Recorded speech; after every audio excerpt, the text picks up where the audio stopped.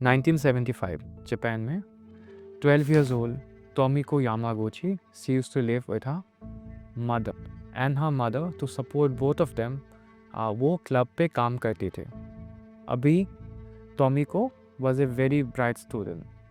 तो क्या होता था कभी कभी her mother used to be very busy. So Tomiko used to go to club sometime and in a small room she used to complete her homework and everything. And जब उसका school नहीं होता था, let's say summer break में, तो Tomiko was used to staying in her home alone. It was a Wednesday, August 27, and Tomiko की mummy she left for work around 4. And Tomiko invited her friend जिसके साथ उसने like पढ़ाई की and then they also played for some times. And her friend left by 7 and when her mom came back, it was after midnight. Tab, there was like nothing. There was no Tomiko. The lights were on. The TV was on. Tomiko के जूते वो भी वहाँ पर बिल्कुल अच्छी तरीके से रखे हुए थे. And जो बाथरूम है, Tomiko का स्कर्ट वो भी like ज़मीन पे गिरा हुआ था. And suddenly she came to realize उसकी मम्मी कि Tomiko has disappeared. वो नहीं है. She just vanished. Hello, this is Jack and you are watching Jack in a Box. And in today's episode, we are going to Japan. And where exactly in Japan? The southernmost part of Japan in Saga Prefecture. It's a very small town. And from 1975 to 1989, like there were 7 murders that took place in that small part of the country. And it's a cold case. तो क्या हुआ किसी को भी पता नहीं है. It's a cold case and it's still unsolved. And the most chilling part about it that almost all of the murder, it took place on a Wednesday. This is why this is known as the Wednesday strangler.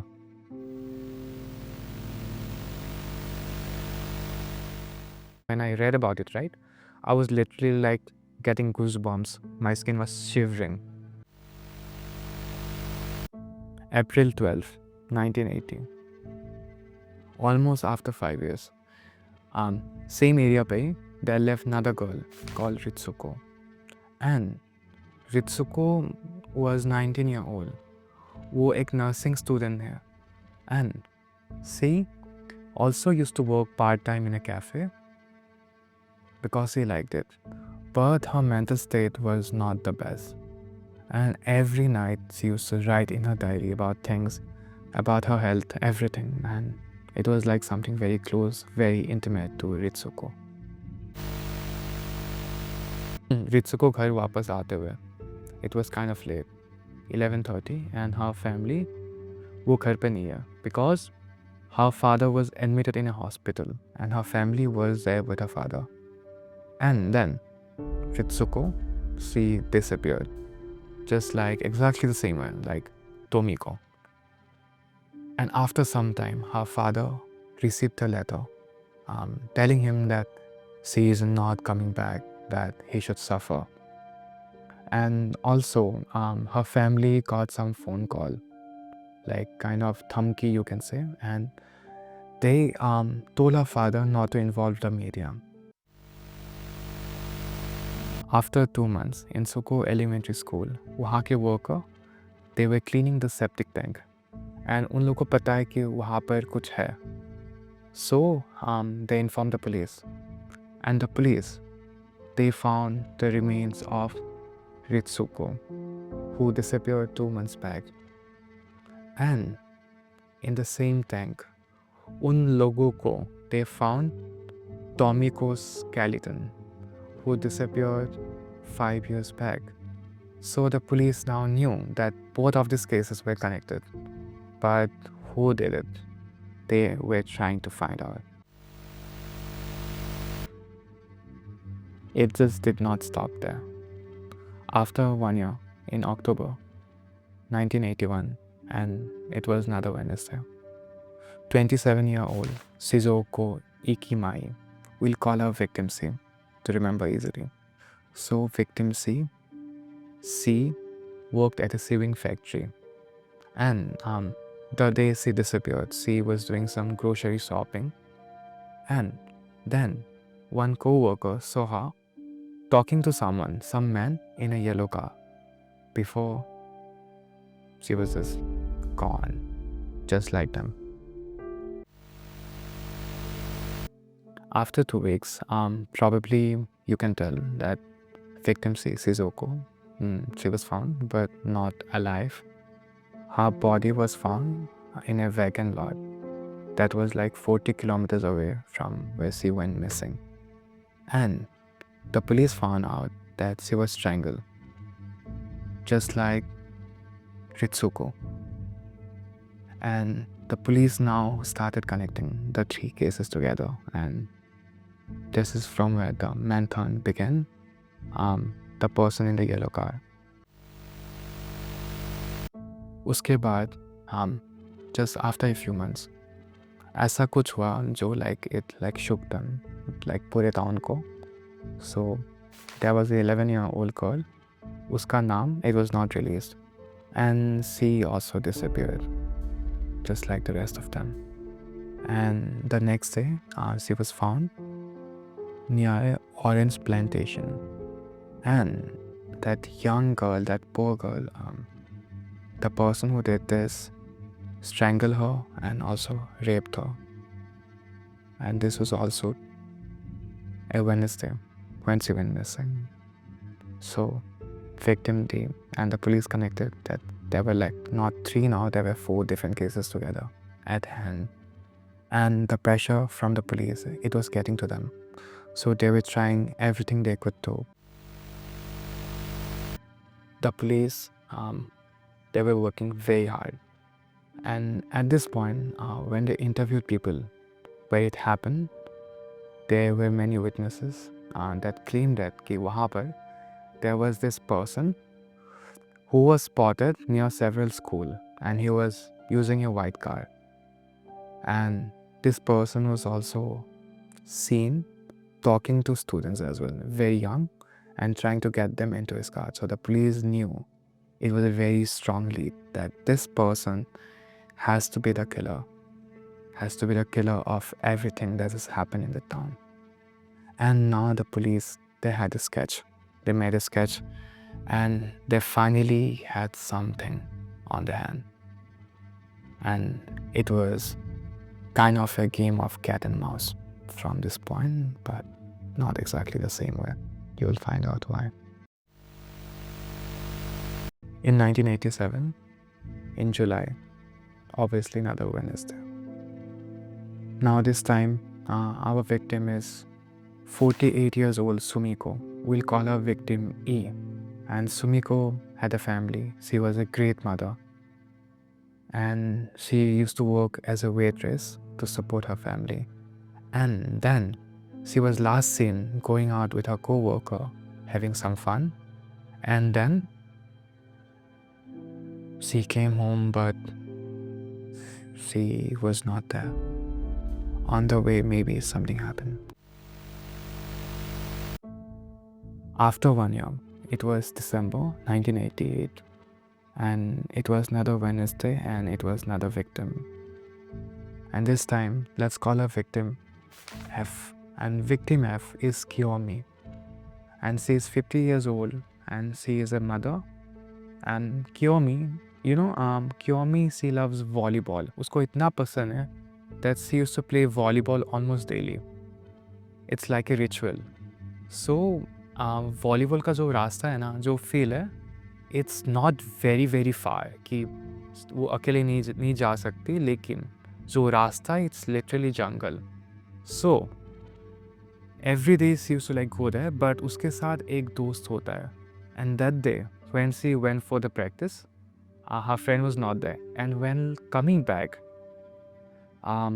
she did not come back, as you know. So, Kiyomi went missing.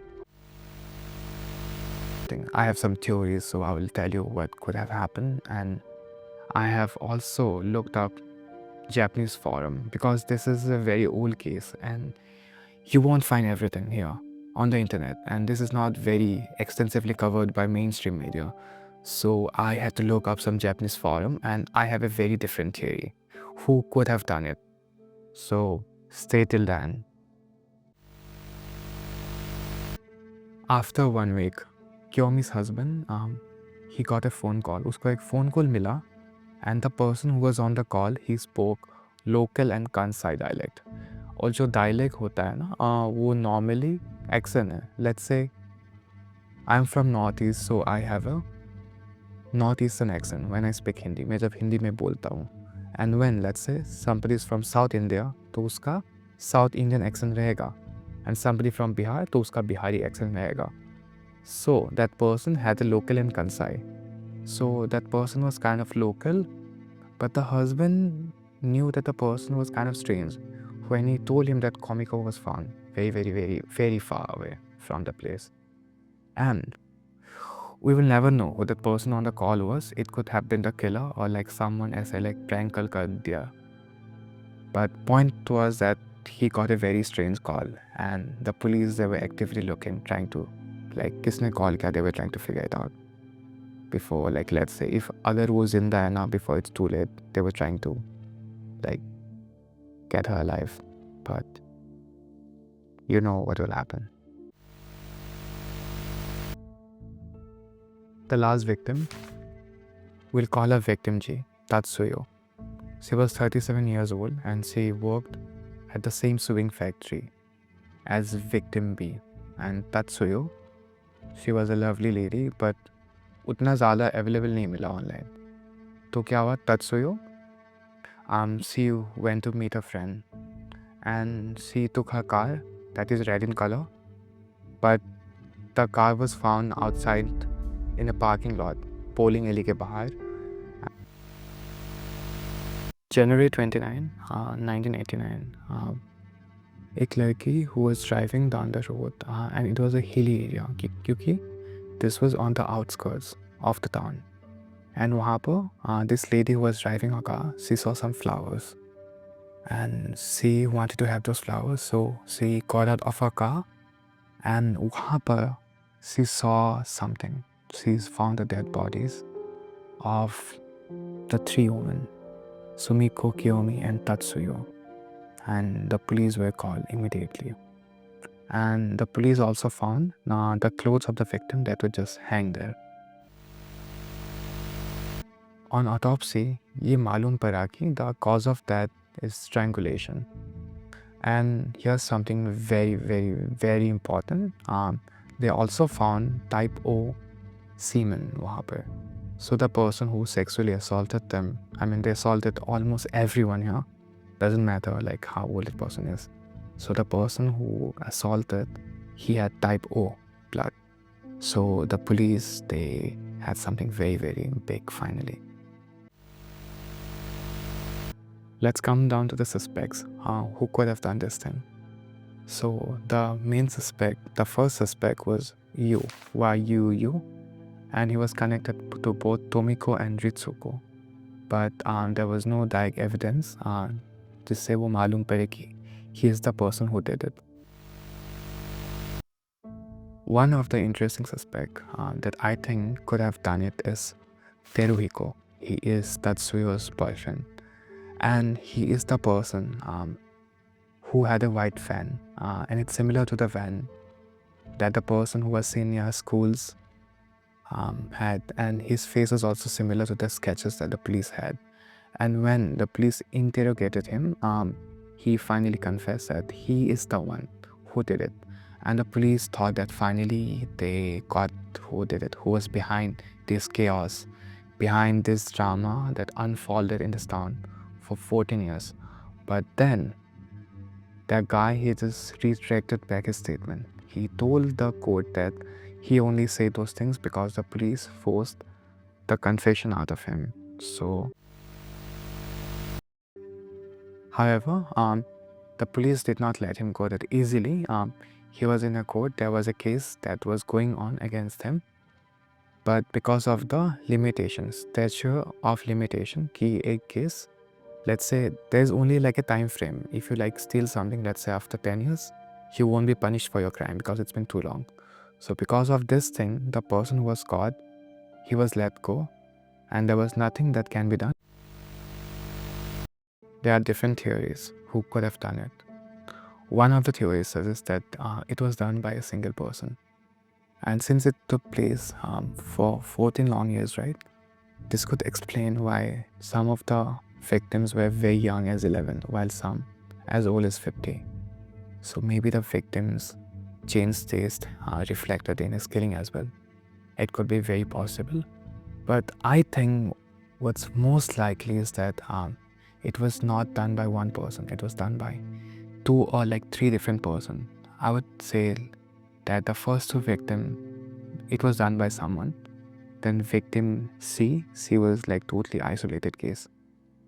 The 11-year-old girl, and then the last three victim, EFG. I think it was done by someone else, and it could be very well Tatsuyo's boyfriend because he was strongly connected to the case. And here is the last theory what could have happened. In Japanese forum, as I was looking, I found out that the people they were discussed that this could have been done by a truck driver because the route in Saga and the thing that it's happened on a Wednesday, it's when exactly when the truck drivers they don't have to work. And so this could explain very well. And when you see the time frame and all, and the kind of drivers and all, the truck drivers passing through on a Wednesday, since it's a holiday, it matches perfectly with everything.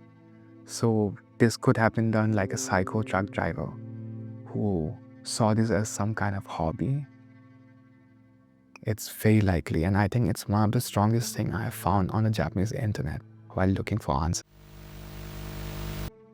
It's been 35 years since 1989, maybe even longer than that, since the last victim, and without any evidence, nothing at all. It's very hard to say for sure who could have done it.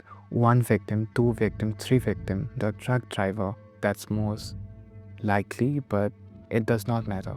What I can tell you is that the world we are living in is very chaotic, and we are living with here with different kinds of people we never know.